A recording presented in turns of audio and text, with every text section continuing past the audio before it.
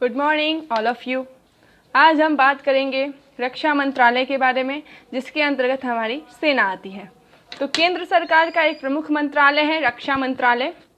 यह केंद्र सरकार के ही अधीन कार्य करता है, राज्य सरकार का कोई रक्षा मंत्रालय नहीं होता है। तो अब रक्षा मंत्रालय में सबसे प्रमुख भूमिका निभाती है हमारी सेना। सेना के 3 प्रमुख अंग होते हैं, थल सेना, वायु सेना और नौसेना। अब हम बात करते हैं सेना के क्या कार्य होते हैं, प्रमुख कार्य क्या है हमारी सेना के। तो पहला कार्य है राष्ट्रीय सुरक्षा, हमारे राष्ट्र अर्थात भारत देश की सुरक्षा करना। दूसरा है बाह्य व आंतरिक सुरक्षा, अर्थात बाहरी आक्रमण हो जाए, युद्ध की स्थिति हो जाए या आंतरिक भी कुछ गृह युद्ध हो जाए, इन सब में हमारे देश की सुरक्षा करना भी सेना का उत्तरदायित्व होता है। तीसरा महत्वपूर्ण कार्य है सीमा की सुरक्षा करना, हमारे जितने भी सीमावर्ती इलाके हैं उन सब की सुरक्षा सेना करती है। चौथा है भारत की एकता का सुदृढ़ीकरण, भारत की एकता और अखंडता को बनाए रखने की भी जिम्मेदारी कहीं ना कहीं सेना के ऊपर होती है। अब हम बात करते हैं सेना के प्रमुख अंगों के बारे में। पहला हम बात करेंगे थल सेना के बारे में। यह अग्रिम पंक्ति की सेना होती है। अग्रिम पंक्ति अर्थात सबसे पहले कहीं पे युद्ध होता है तो थल सेना ही जाती है। इसीलिए अगर कभी हम सेना की बात करते हैं तो हमारे दिमाग में सबसे पहले थल सेना ही आती है। ये अग्रिम पंक्ति की सेना है। अब हम ये बात कर लेते हैं कि पहले जो था सेना में सर्वोच्च पद जो था वो फील्ड मार्शल का होता था। फील्ड मार्शल, सर्वोच्च पद फील्ड मार्शल का होता था, पर अब ये नहीं है, अब ये खत्म कर दिया गया है और इसके स्थान पर जो सर्वोच्च पद है वो सेना का वो है जनरल, और दूसरा सर्वोच्च पद जो है वो है मेजर जनरल। और इन तीनों सेनाओं में जो सबसे प्रमुख हैं उनका नाम है CDS, chief of defence staff. इसका गठन 2019 में भारत सरकार के द्वारा किया गया था, जो तीनों सेनाओं में समन्वय का काम करता है। CDS, chief of defence staff, ये पूरे भारत का बस एक ही होता है। और जो पहले नवनिर्वाचित CDS हैं वो हैं विपिन रावत। विपिन रावत हमारे पहले चीफ ऑफ डिफेंस स्टाफ हैं। अब हम बात कर लेते हैं सेना के कमान के बारे में। याद रखिएगा, सेना से बहुत सारे क्वेश्चन हमारे कॉम्पिटिटिव एग्जाम में, ऑल इंडिया कॉम्पिटिटिव एग्जाम में पूछे जाते हैं। तो मेरा यही लक्ष्य है कि मैं आप लोगों को कम से कम समय में ज़्यादा जानकारी दे सकूं, ताकि आप अपनी परीक्षा में अच्छा परफॉर्म कर सकें। अब हम बात करते हैं 6 कमान के बारे में। जो हमारी सेना में जो है 6 कमान हैं, जिनमें पहला है पूर्वी कमान जो कोलकाता में है, दूसरा पश्चिमी कमान शिमला में है, उत्तरी कमान उधमपुर में है, दक्षिणी कमान पुणे में है, मध्य कमान लखनऊ में है और दक्षिण पश्चिम कमान जयपुर में है। आप लोगों को मैं मैप के द्वारा समझाने की कोशिश करूंगी, इससे जल्दी कुछ भी चीज़ याद हो जाता है। आप देख सकते हैं हमने यहाँ पे मैप बनाया हुआ है। तो पूर्वी कमान जो है हमारा वो कोलकाता में है। पूर्वी कमान याद रखिएगा, इधर पूरब होता है तो पूर्वी कमान हमारा कोलकाता हो गया। पश्चिमी कमान जो है वो शिमला हो गया। थोड़ा सा ये एकदम पश्चिम में नहीं है, लेकिन सेना के पॉइंट ऑफ व्यू से पश्चिमी कमान जो है वो शिमला है। अब हो गया उत्तरी कमान उधमपुर। उधमपुर जो है वो उत्तरी कमान है हमारा सेना का। दक्षिणी कमान जो है वो महाराष्ट्र में है, पुणे। पुणे जो है वो सेना का दक्षिणी कमान है। मध्य कमान कौन सा है? लखनऊ, उत्तर प्रदेश की राजधानी। और दक्षिण पश्चिम कमान है जयपुर। जयपुर जो है वो दक्षिण पश्चिम कमान है। अब हम बात कर लेते हैं, उम्मीद है आपको इससे जल्दी याद हो गया होगा। एक बार और देख लेते हैं। पूर्वी कमान कोलकाता, पश्चिमी कमान शिमला, उत्तरी कमान उधमपुर, दक्षिणी कमान पुणे, मध्य कमान लखनऊ और दक्षिण पश्चिम कमान जयपुर, जो कि राजस्थान की राजधानी है, याद रखिएगा। अब हम बात कर लेते हैं, सेना की जब बात होती है तो हमारे दिमाग में मिसाइल्स का जिक्र जरूर आता है। तो मिसाइल का वर्गीकरण, कई बार इससे भी क्वेश्चन सीधे सीधे एग्जाम में पूछ लिए जाते हैं। तो आप देख सकते हैं मिसाइल को 4 वर्गों में विभाजित किया गया है। पहला है मार्ग के आधार पर, अर्थात वो मार्ग कैसा है। अगर हम कोई मिसाइल प्रक्षेपित कर रहे हैं तो वो सर्पिलाकार है, परवलयाकार है, या सीधे ही वो हमारे जो लक्ष्य है उसको भेद रही है। तो ये मार्ग के आधार पर हो गई। दूसरा है मारक दूरी के आधार पर, अर्थात वो कितनी दूरी तक वो मार कर पाती है, तो इसके आधार पर। तीसरा गति के आधार पर, उसकी गति कितनी है, स्पीड के आधार पर। और चौथा है प्रक्षेपण और लक्ष्य तय करने के आधार पर, कि वो कितना सटीक लक्ष्य को तय करती है। अब हम पहले बारे में बात करेंगे। पहला जो है मार्ग के आधार पर। ठीक है। तो मार्ग के आधार पर जो है हमारी दो प्रकार की मिसाइलें हैं, बैलिस्टिक मिसाइल और क्रूज मिसाइल। ये अब मैं आपको बता दूं जानकारी के लिए कि भारत की जो अधिकतर मिसाइलें हैं वो मार्ग के आधार पर ही हैं, ठीक है। इसमें हो गया बैलिस्टिक मिसाइल और क्रूज मिसाइल। बैलिस्टिक मिसाइल क्या होती है? बैलिस्टिक मिसाइल जो है वो अगर हम यहाँ से प्रक्षेपित किए तो वो पहले सीधे आकाश में जाएगी क्षोभ मंडल तक, जो कि हमारी सतह से 18 से 20 किलोमीटर ऊंचाई पर होता है। क्षोभ मंडल पर जाकर जहाँ पे हमारा लक्ष्य है वहाँ तक जाकर और सीधे वो नीचे गिरती है और लक्ष्य को भेद देती है, अर्थात यह परवलय का आकार धारण करती है। कभी क्वेश्चन में पूछ देता है कि परवलयाकार जो मार्ग है वो किस मिसाइल के द्वारा तय किया जाता है, तो याद रखिएगा बैलिस्टिक मिसाइल के द्वारा। अब हम इसका प्लस पॉइंट देख लेते हैं कि इसका क्या लाभ है। तो लंबी दूरी की ये मिसाइल होती है, इसकी मारक क्षमता बहुत दूर तक होती है, ये लंबी दूरी की भेदन मिसाइल है। और इसका नेगेटिव पॉइंट क्या है कि ये रडार के द्वारा डिटेक्ट हो जाती है। रडार, जैसा कि आप जानते हैं कि रडार का फुल फॉर्म होता है रेडियो डिटेक्शन एंड रेंजिंग। तो ये एक तकनीक होता है जिसके द्वारा हम मिसाइल को डिटेक्ट करते हैं। तो जो हमारी बैलिस्टिक मिसाइलें हैं वो रडार टेक्निक के द्वारा दुश्मन के द्वारा डिटेक्ट हो सकती हैं और इसे दुश्मन समाप्त कर सकता है, इसलिए इसमें ये माइनस पॉइंट है बैलिस्टिक मिसाइल में। दूसरा है हमारे क्रूज मिसाइल। क्रूज मिसाइल को दागों और भूलों मिसाइल भी कहते हैं, अर्थात अगर यह एक बार दाग दी जाए तो वो लक्ष्य को भेद कर ही वापस आती है। अब हम बात करते हैं क्रूज मिसाइल का कैसा है। तो क्रूज मिसाइल जो होती है वो सतह के पैरेलल चलती है, ठीक है। तो इसका जो ज़्यादातर प्रयोग होता है वो मैदानी इलाकों में, जो समतल इलाके हैं वहाँ पर हम इसका उपयोग कर सकते हैं। इसका प्लस पॉइंट क्या है, याद रखिएगा, अगर कोई पूछे कि सतह के पैरेलल कौन सी मिसाइल चलती है, किसका मार्ग पैरेलल होता है सतह के, तो वो होती है हमारी क्रूज मिसाइलें। अब हम बात करते हैं इसका प्लस पॉइंट क्या है। तो ये रडार से डिटेक्ट नहीं होती हैं और यह सटीक लक्ष्य का भेदन भी करती हैं, तो ये इसका प्लस पॉइंट हो गया।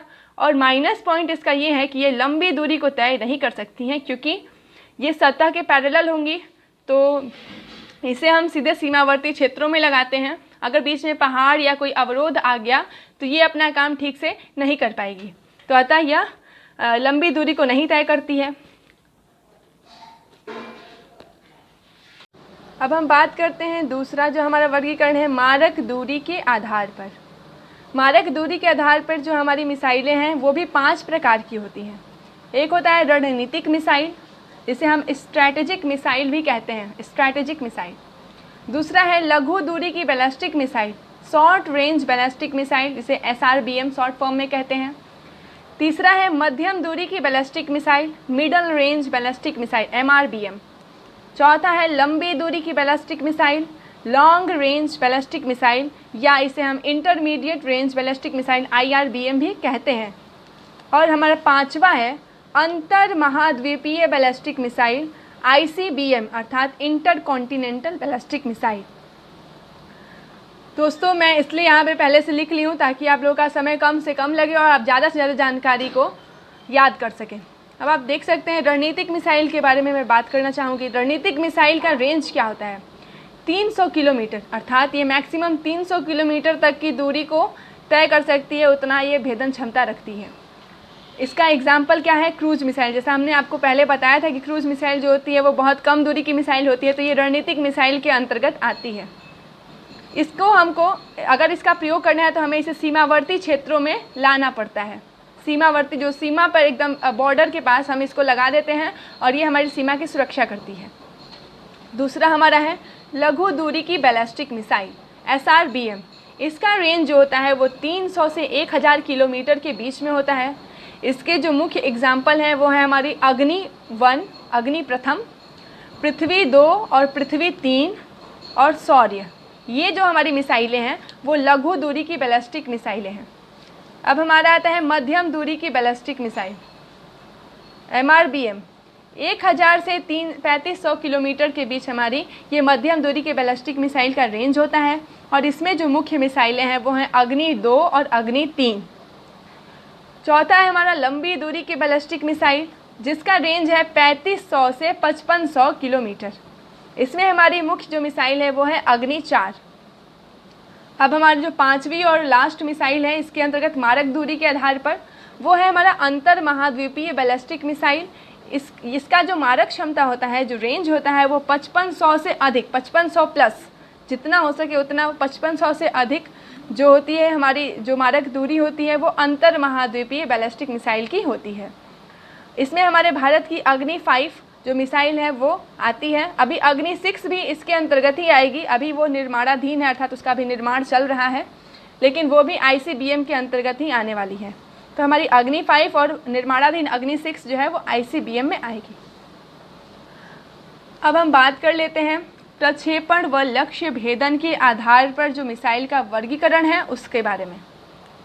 तो हम आपको बता दें कि प्रक्षेपण और लक्ष्य भेदन के आधार पर भी मिसाइलों को 5 भागों में बांटा गया है।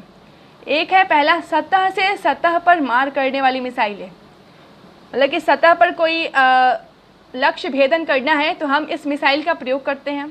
दूसरा है सतह से वायु में मार करने के लिए, अर्थात हम सतह पर हैं और वायु में कुछ कोई ड्रोन चल रहा है या दुश्मन का हेलीकॉप्टर है तो उसे ध्वस्त करने के लिए हम सतह से वायु वाली मिसाइल का प्रयोग करते हैं। तीसरा है हवा से हवा में मिसाइल, जो वायु से वायु में सीधे प्रक्षेपण की जाती है। जैसे कोई फाइटर जेट उड़ा रहा है और दुश्मन का जहाज़ आ गया तो फाइटर जेट से ही वो मिसाइल दुश्मन के जहाज़ को ध्वस्त करने के लिए उपयोग की जा सकती है, तो वो हमारी हवा से हवा में मार करने वाली मिसाइलें होती हैं। चौथा है हमारा एंटी टैंक मिसाइल, अर्थात किसी दुश्मन के टैंक को ध्वस्त करने के लिए हम एंटी टैंक मिसाइल का उपयोग करते हैं। और पांचवा है सबमरीन मिसाइल, अर्थात जैसे आप सबमरीन जानते हैं जो पनडुब्बी होती हैं उसमें जो मिसाइल का उपयोग होता है वो सबमरीन मिसाइल के अंतर्गत आता है। दोस्तों ये प्रक्षेपण व लक्ष्य भेदन के आधार पर जो मिसाइलों का वर्गीकरण है उससे हमेशा क्वेश्चन पूछे जाते हैं गवर्नमेंट एग्ज़ाम में कि बताइए इसमें से सतह पर मार करने वाली मिसाइलें कौन सी हैं, इसमें चयन करना होता है। तो ये जो मैंने वीडियो बनाया है इसके द्वारा आप लोगों को वो सारे क्वेश्चंस के आंसर मिल जाएंगे। आप देखिए अब हम बता रहे हैं कि सतह से सतह पर मार करने वाली मिसाइलें कौन सी हैं। तो हमारा हो गया अग्नि प्रथम और पृथ्वी, जो है वो सतह से सतह पर मार करने वाली मिसाइल है, अग्नि और पृथ्वी। आप ऐसे याद कर सकते हैं कि अग्नि जो होता है वो हम पृथ्वी पर ही जलाते हैं या फिर भूमि पर ही जलाते हैं, सतह पर जलाते हैं, और पृथ्वी से भी आप सतह को ही समझ सकते हैं। तो याद करने के लिए आप ऐसा सोच सकते हैं कि ये सतह से सतह पर मार करने के लिए अग्नि और पृथ्वी। दूसरा है सतह से वायु पर मार करने के लिए। तो सतह से वायु हमने देखा है कि त्रिशूल जो होता है वो हम फेंक कर चलाते हैं। तो आप सतह से वायु में मारने के लिए आप ऐसा सोच सकते हैं याद करने के लिए कि त्रिशूल जो है वो सतह से वायु में मार करने वाली मिसाइल है। और दूसरा आकाश, वायु जो होते हैं वो ज़्यादातर आकाश में ही तो पाई जाती है, तो ये भी याद करने का एक टेक्निक हो सकता है।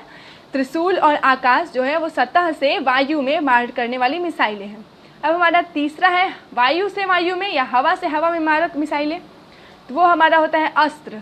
आपने देखा होगा रामायण महाभारत में जो योद्धा होते हैं वो फेंक कर अस्त्र चलाते हैं, तो वो एक तरह से वायु में मार करने वाली मिसाइलें हमारी याद करने के लिए अस्त्र मिसाइल जो होती वो हमारी हवा से हवा में मार करने वाली मिसाइल हो जाएगी। अब हमारा चौथा है anti tank missile. Anti tank missile में क्या हो जाएगा हमारा नाग और हेलिना। नाग जो मिसाइल होती है वो किसी भी दुश्मन के टैंक को ध्वस्त करने के लिए उपयोग की जाती है, और इसका एक और रूप है हेलिना, वो भी नाग मिसाइल ही है लेकिन ये हेलीकॉप्टर के द्वारा लॉन्च होती है। हेलीकॉप्टर लॉन्चेबल नाग मिसाइल है।